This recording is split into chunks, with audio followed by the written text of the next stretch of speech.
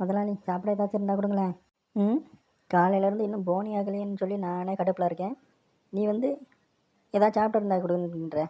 உனக்கு காலையிலே கொடுத்துட்டா எனக்கு எப்படா போனி ஆகும்? அதுக்கப்புறம் எனக்கு நாள் விளங்குமா?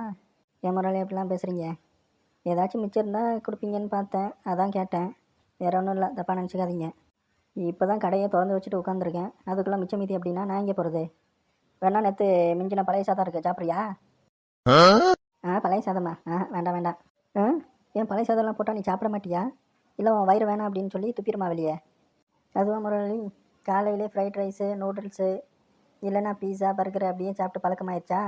பழைய சோறு வேணா அப்படின்னு சொல்லி எனக்கே ஒரு மாதிரியா இருக்குது.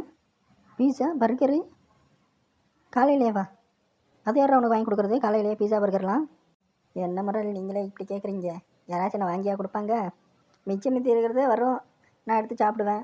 இது இல்லாமல் சொல்லிக்கிட்டு இருக்க முடியும்? நல்லா வாழ்கிற போல் இருக்கு. நடக்கட்டும் நடக்கட்டும், கண்ணு வைக்காதீங்க முதலாளி.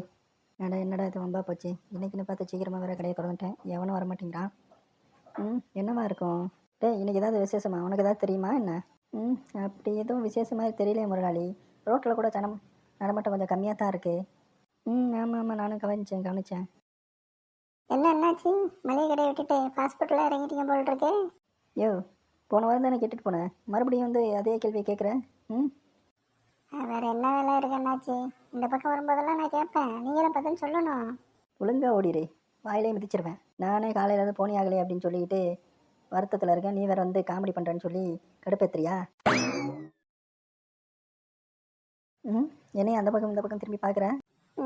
இல்லை, காலையிலேருந்து போனி ஆகலை அப்படின்னீங்கல்ல, அதான் பார்த்தேன். எனக்கு இப்போ தெரிஞ்சிருச்சு ஏன் போனி ஆகலை அப்படின்ட்டு.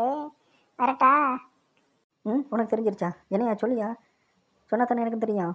இங்கே பாரு, காலையில் வந்து ஓஸ்டோத்துக்கு பக்கத்தில் உட்காந்துருக்கான், அப்புறம் எப்படி உனக்கு போனி ஆகும்? ஐயோ, இதை நான் யோசிக்கவே இல்லையே. அதான் எவனுமே வர மாட்டேங்கிறான், எல்லாம் பார்த்துட்டு போகிறானுங்க. எவனாச்சும் வந்து வாங்குவான்னு பார்த்தா சரி, இனிமேல் நான் பார்த்துக்கிறேன், நீ கிளம்பு. சரி, வரட்டா? ஐயோ, என்ன கண்டுபிடிச்சிட்டான் போல் இருக்கே. இப்போ என்ன பண்ணுறது? அப்படியே தூங்குற மாதிரி நடிப்போம்.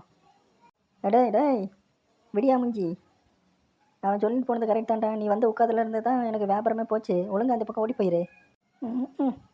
இல்லாட்டியும் இந்த பரதேசி எந்திரிச்சு விட மாட்டான் போல் இருக்கேன். ஐயோ, என்ன பண்ணுறது?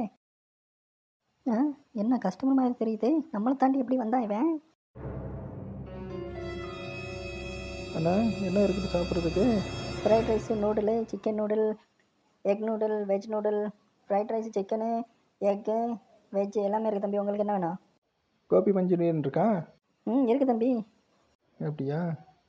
சரி, அப்படின்னா ஒரு எக் ஃப்ரைட் ரைஸ் போடுங்க, பார்சல். சரியா? இதான் போட்டுருவோம் தம்பி, டக்குன்னு 2 நிமிஷம். ஜார் காலையிலேருந்து எதுவுமே ஜாப்பில்ல சார். ஏதாச்சும் தர்மம் பண்ணுங்க சார். இல்லைன்னா ஏதாச்சும் ஒரு ஃப்ரைட் ரைஸ் ஏதாச்சும் வாங்கி கொடுங்க சார். ஏதாச்சும் தர்மம் பண்ணுங்க சார். வெண்ணெய் வெட்டி அந்த பக்கம் ஓடிப்படா.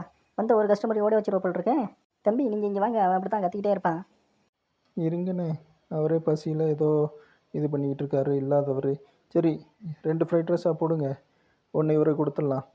தம்பி, இவனுக்கெல்லாம் இப்படி வாங்கி கொடுத்து பழக்கப்படுத்தக்கூடாது, சரியா? நான் தானே நான் காசு கொடுக்குறேன், நீங்கள் 2 போடுங்க. அப்பாடா, சரி உங்கள் இஷ்டம். இந்தாங்க தம்பி ஃப்ரைட் ரைஸ் ரெடி. இந்தாங்கண்ணே, வாங்கிக்கோங்க, நல்லா சாப்பிடுங்க. சரியா? ரொம்ப நல்லது தம்பி. உங்களை மாதிரி நாட்டுக்கு 4 பேர் இருந்தால் எங்களை மாதிரி ஆளுங்களுக்கு கவலையே இல்லை. இந்தாங்க தம்பி உங்களோடது. தேங்க்ஸ்ண்ணே. எவ்வளோ ஆச்சு? 120. இந்தாங்க அப்படிங்க. சரி தம்பி, நல்லது, போயிட்டு வாங்க. இந்தாங்க முதலாளி உங்களோடது. இதோட 8 ஆச்சு, சரியா? கணக்கு வச்சுக்கோங்க. சரி விட்டு கணக்கு ஏற்றிக்கிட்டே போகாதீங்க முதலாளி. டக்குன்னு காசை கொடுத்து முடிங்க. நானும் கிளம்பணுமா இல்லையா? எவ்வளோ நேரம் தான் இங்கேயே உட்காந்துருக்கிறது? அடுத்த கடையை பார்க்க வேணாமா? இருறா இன்னும் 2 பேர் வரட்டும், உட்கார கொஞ்சம் நேரம். அவன் போனால் வரான்டா. சரி நான் இங்கே போய் உட்காரேன்.